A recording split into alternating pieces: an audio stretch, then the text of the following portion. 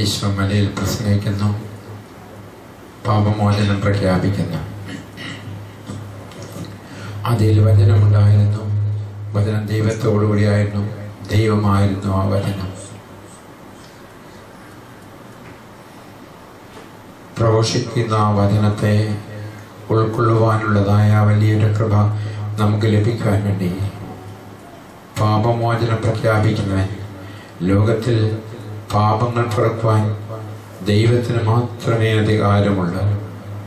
അധികാരമാണ് ഇന്ന് സഭയിൽ ദൈവകൃപ നിറച്ചുകൊണ്ട് അപ്പോസ്തലന്മാർക്ക് സകല തിന്മകളുടെ മേൽ അധികാരം കൊടുത്തുകൊണ്ട്, നിങ്ങൾ ആരുടെ പാപങ്ങൾ മോചിക്കുന്നുവോ അവർ മോചിക്കപ്പെടും, നിങ്ങൾ ആരുടെ പാപങ്ങൾ ബന്ധിക്കുന്നുവോ അവർ ബന്ധിക്കപ്പെടുമെന്ന് പറഞ്ഞുകൊണ്ട് പാപമോചനത്തിന് അധികാരം നൽകിയെങ്കിൽ അപ്പോസ്തലന്മാർക്ക് നൽകപ്പെട്ട അധികാരം ഇന്ന് അപ്പോസ്തലന്മാരുടെ പിൻഗാമികളായ മെത്രാന്മാരിലൂടെ തുടരുന്നത് വൈദികരുടെ സഹകരണത്തോടെ, വൈദികർ മെത്രാനോട് ചേർന്ന് നിന്നുകൊണ്ട് ശുശ്രൂഷയിലൂടെ പാപമോചനാധികാരം ശുശ്രൂഷ ചെയ്യുവാനായിട്ട് കുദാശകൾ പരികർമ്മം ചെയ്യുവാനുള്ളതായ ആ അഭിഷേകം പ്രാപിച്ച് അത് ചെയ്യുമ്പോൾ കർത്താവാണ് പാപങ്ങൾ മോചിക്കുന്നത് എന്ന് ഓർത്തുകൊള്ളുക.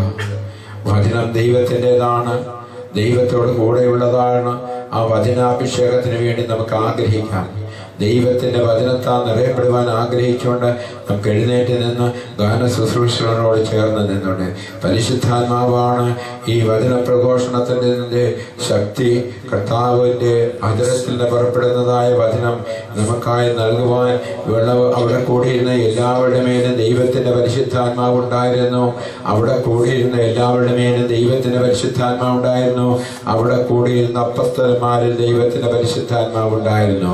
പരിശുദ്ധാത്മാവ് നിറയപ്പെട്ട അപ്പോസ്തലന്മാര് പരിശുദ്ധാത്മാവിനാൽ നിറയപ്പെട്ട ദൈവജനത്തോട് ഗലീലിയ ഭാഷയെ പ്രസംഗിക്കുമ്പോൾ അത് അവർക്ക് താന്താങ്ങളുടെ ഭാഷയിൽ കേൾക്കുവാനായിട്ട് ഉൾക്കൊള്ളുവാനായിട്ട് സാധിച്ചു. അവർ അത് സ്വീകരിച്ചു. അവർ സ്വീകരിച്ചവരും മാനസാന്തരത്തിന് വേണ്ടി തയ്യാറായി. അവർ സ്നാനം സ്വീകരിക്കുവാൻ വേണ്ടി ഇതാ തലകുനിക്കുന്നു. 3000-ലധികം പേർ ആദ്യ പ്രഭാഷണത്തിൽ തന്നെ മാനസാന്തരപ്പെട്ടു. ഈ പ്രവർത്തനം ദൈവത്തിന്റെ പരിശുദ്ധാത്മാവിന്റെ പ്രവർത്തനമാണ്. വചനം പറഞ്ഞവരിലും വചനം സ്വീകരിക്കുന്നതിലും പ്രവർത്തിക്കേണ്ടത് പരിശുദ്ധാത്മാവാണ്. ദൈവത്തിന്റെ പരിപാലന, സഭയുടെ വളർച്ച ദൈവത്തിന്റെ പരിശുദ്ധാത്മാവാണ്. ഞാനിതാ എൻ്റെ പിതാവിന്റെ ഭവനത്തിലേക്ക് പോകുന്നു. ഞാൻ സ്വർഗത്തിൽ നിന്ന്, പിതാവിന്റെ ഭവനത്തിൽ നിന്ന്, പിതാവിന്റെ വാഗ്ദാനമായ പരിശുദ്ധാത്മാവിനെ നിങ്ങളുടെ മേൽ അയക്കുമെന്ന് പറഞ്ഞവൻ ആത്മാവിനെ അയച്ചു കഴിഞ്ഞു. ആ ആത്മാവാണ് സ്വർഗം തുറക്കപ്പെട്ടപ്പോൾ ഈശോയുടെ മേൽ എഴുന്നള്ളുന്നത്. ആ പരിശുദ്ധാത്മാവാണ് ദൈവത്തിന് തൻ്റെ മക്കൾക്ക് കൊടുക്കുവാൻ കഴിയുന്ന ഏറ്റവും വലിയ സമ്മാനം. ഈ ഭൂമിയിലെ പിതാക്കന്മാർ തങ്ങളുടെ മക്കൾക്ക് അപ്പവും മീനും മുട്ടയും വസ്ത്രവും അതുപോലെയുള്ള ഈ ഭൗമിക വസ്തുക്കളൊക്കെ കൊടുക്കുമ്പോൾ സ്വർഗത്തിൽ നിന്നുള്ള എൻ്റെ പിതാവ് തൻ്റെ മക്കൾ ചോദിക്കുന്നത് കൊടുക്കും. അത് കൊടുക്കുന്നത്, അവൻ ആദ്യം കൊടുക്കുന്നത് ദൈവത്തിന്റെ പരിശുദ്ധാത്മാവിനെയാണ്. ഈശോയ്ക്ക് നൽകപ്പെട്ട അതേ പരിശുദ്ധാത്മാവിനെ സ്നാനം സ്വീകരിച്ചപ്പോൾ സ്വർഗത്തിൽ നിന്ന് തുറക്കപ്പെട്ട, സ്വർഗത്തിൽ നിന്ന് എഴുന്നള്ളി വന്ന അതേ പരിശുദ്ധാത്മാവ് ഈനാക്കുകളുടെ രൂപത്തിൽ, അഗ്നിയുടെ രൂപത്തിൽ ശിഷ്യന്മാരുടെ മേൽ അയച്ച പരിശുദ്ധാത്മാവ്, മംഗളവാർത്തയിൽ പരിശുദ്ധ അമ്മയുടെ മേൽ അയച്ച പരിശുദ്ധാത്മാവ്, പരിശുദ്ധാത്മാവ്, ആദിമസഭയിൽ നിറഞ്ഞു നിന്ന പരിശുദ്ധാത്മാവ്, ആ പരിശുദ്ധാത്മാവിന്റെ നിറവ് ഉണ്ടെങ്കിൽ മാത്രമേ വചന പ്രഘോഷണ മേഖല കത്തിജ്വലിക്കുകയുള്ളൂ. ദിവികാടെ മരീഭവൻ തുടങ്ങുവാൻ ഇരിക്കുന്ന വചന ശുശ്രൂഷ മേഖലകൾ മുഴുവൻ പുതിയതായി വാങ്ങുവാനിരിക്കുന്ന സ്ഥലം വിശദീകരിക്കപ്പെടണമെങ്കിൽ അതിന്റെ മണൽത്തരി പോലും ദൈവ സാന്നിധ്യം കൂടെ നിറയപ്പെടണം. ഏതെങ്കിലും മാലിന്യങ്ങളോ ഏതെങ്കിലും പാപങ്ങളോ അന്യപൂജകളോ ദുർപൂജകളോ ഏതെങ്കിലും കാലഘട്ടത്തിൽ ആ ഭൂമിയിൽ നടന്നിട്ടുണ്ടെങ്കിൽ അത് മുഴുവൻ കഴുകപ്പെടുവാൻ വേണ്ടി നമുക്ക് ഇന്ന് പ്രാർത്ഥിക്കാം. നമ്മൾ വാങ്ങിക്കഴിഞ്ഞ അഥവാ മനസ്സുകൊണ്ട് വാങ്ങിക്കഴിഞ്ഞ സ്ഥലത്തെയും ആ സ്ഥലത്തേക്കുള്ള വഴിയെയും വിവിധ വശങ്ങളിൽ നിന്ന് 3 ദിക്കുകളിൽ നിന്ന് ആ സ്ഥലത്തേക്കുള്ള വഴികളും ആ സ്ഥലവുമെല്ലാം വിശദീകരിക്കപ്പെടണമേ എന്ന് ആഗ്രഹിച്ചുകൊള്ളുക. അവിടം വലിയ വചനത്തിന്റെ വേദിയാകണം. അതിനുവേണ്ടി എത്ര ആത്മായർ അതിനുവേണ്ടി വചനം നൽകുവാനോ, എത്ര പുരോഹിതർ അതിനുവേണ്ടി വചനം നൽകുവാനോ, എത്ര രൂപതാധ്യക്ഷന്മാർ അവിടെ വന്ന് വചനം പറയണമോ, ഏതെല്ലാം ശുശ്രൂഷകൾ അവിടെ നടക്കണമോ, അതിനുവേണ്ടി നമ്മളൊന്ന് ആഗ്രഹിക്കാമോ? ഈ ദർഘാകാലത്ത് ദൈവത്തിന്റെ പരിശുദ്ധാത്മാവ് പ്രവർത്തിക്കുന്ന നാളുകളാണ്. ദർഘാകാലം ഈശോ പരസ്യ ജീവിതം ആരംഭിച്ചു കഴിഞ്ഞതിന്റെ ഓർമ്മ സ്നാനത്തോടുകൂടി ആരംഭിച്ചു. ദർഘായിൽ ആരംഭിച്ചത്, അത് ഭവനങ്ങളിൽ ആരംഭിക്കുന്നത്, അത് മലമുകളിൽ ആരംഭിക്കുന്നത്, അത് ദിവികാടെ മരീഭവനത്തിന്റെ ആ വചന പ്രഘോഷണ മേഖലയിൽ ആരംഭിക്കുന്നത്, അത് ഗാന ശുശ്രൂഷകളിൽ പ്രഘോഷിക്കപ്പെടേണ്ടത്, അത് ശുശ്രൂഷകര് മരീഭവനത്തിലെ ചെറിയവരും വലിയവരും വിശുദ്ധീകരിക്കപ്പെടണം. ദിവികാടെ മരീഭവനത്തിലെ ഇവിടെ വരുന്ന വിശ്വാസികൾ വിശ്വാസത്തിൽ കത്തി ജ്വലിക്കണം. അവർ വിശ്വസ്തരും വിശുദ്ധിയുള്ളവരുമായി തീരണം. നമുക്ക് സ്തുതിച്ച് പ്രാർത്ഥിക്കാമോ?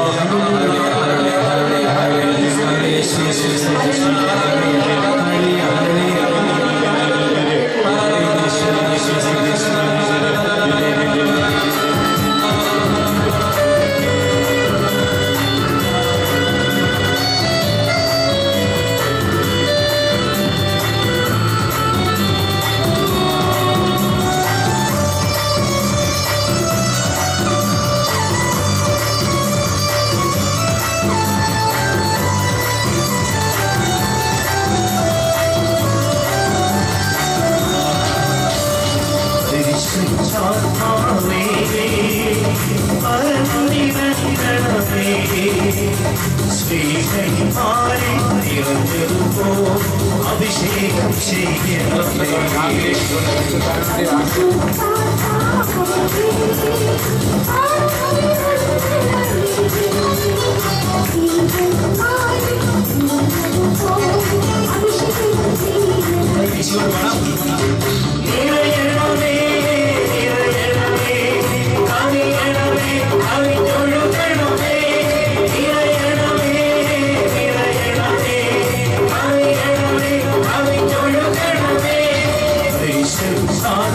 Amen.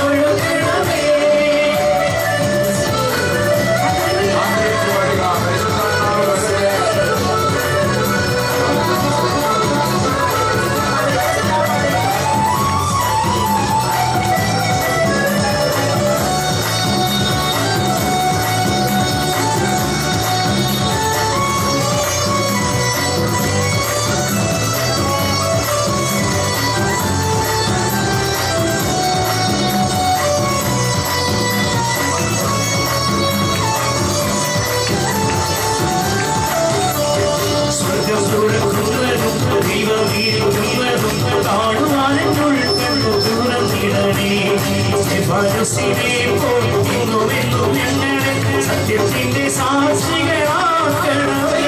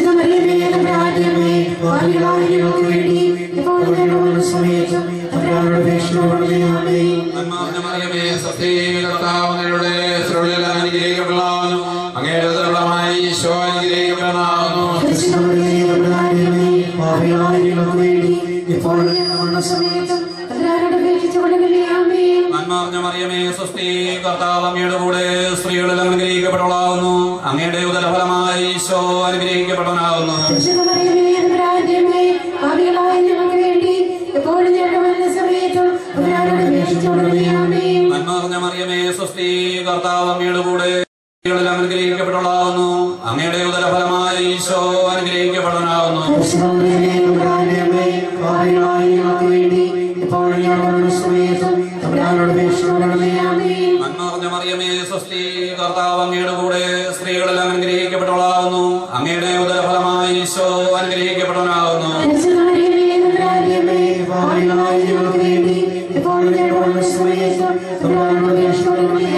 നന്മ നിറഞ്ഞ മറിയമേ സ്വസ്തി. കർത്താവ് അങ്ങയുടെ കൂടെ സ്ത്രീകളെല്ലാം അനുഗ്രഹിക്കപ്പെട്ടവളാകുന്നു. അങ്ങയുടെ ഉദരഫലമായി ഈശോ അനുഗ്രഹിക്കപ്പെട്ടവനാകുന്നു.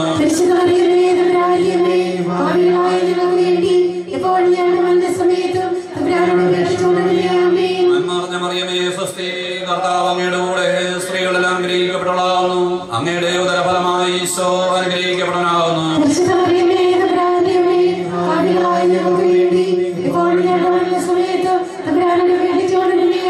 നന്മ മറിയമേ സ്വസ്തി. കർത്താവ് അങ്ങയുടെ കൂടെ സ്ത്രീകളെല്ലാം അനുഗ്രഹിക്കപ്പെട്ടവളാകുന്നു. അങ്ങയുടെ ഉദരഫലമായി ഈശോ അനുഗ്രഹിക്കപ്പെട്ടവനാകുന്നു.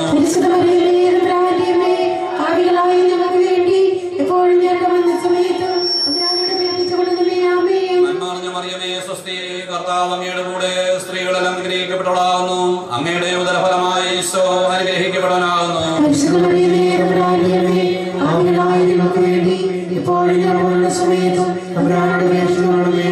നന്മ മറിയമേ സ്വസ്തി. കർത്താവ് അങ്ങയുടെ കൂടെ സ്ത്രീകളെല്ലാം അനുഗ്രഹിക്കപ്പെട്ടവളാകുന്നു. അങ്ങയുടെ ഉദരഫലമായി ഈശോ അനുഗ്രഹിക്കപ്പെട്ടവനാകുന്നു.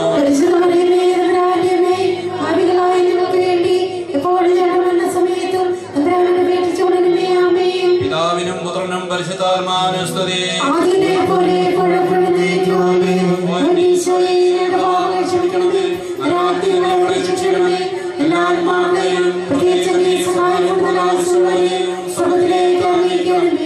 പരിശുദ്ധ ജപമാലയുടെ രാജ്ഞി, പരിശുദ്ധ പരമദിവ്യകാരുണ്യത്തിന്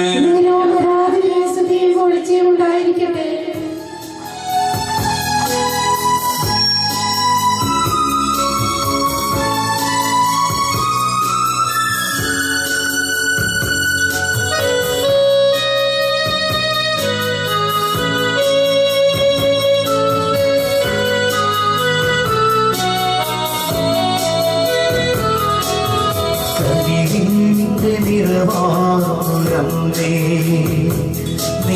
നിനക്കേകുന്നു സ്നേഹകലിവിന്റെ നിറവാറമ്മേ, നിനക്കേകുന്നു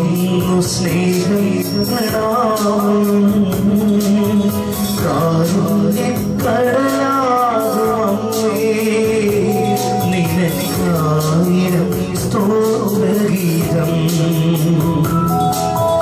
കാരുണ്യക്കടലാകുമമ്മേ, നിനക്കായിരം സ്തോത്രഗീതം. കനിവിന്റെ നിറവാറമ്മേ, നിനക്കേകുന്നു സ്നേഹപ്രണാമം.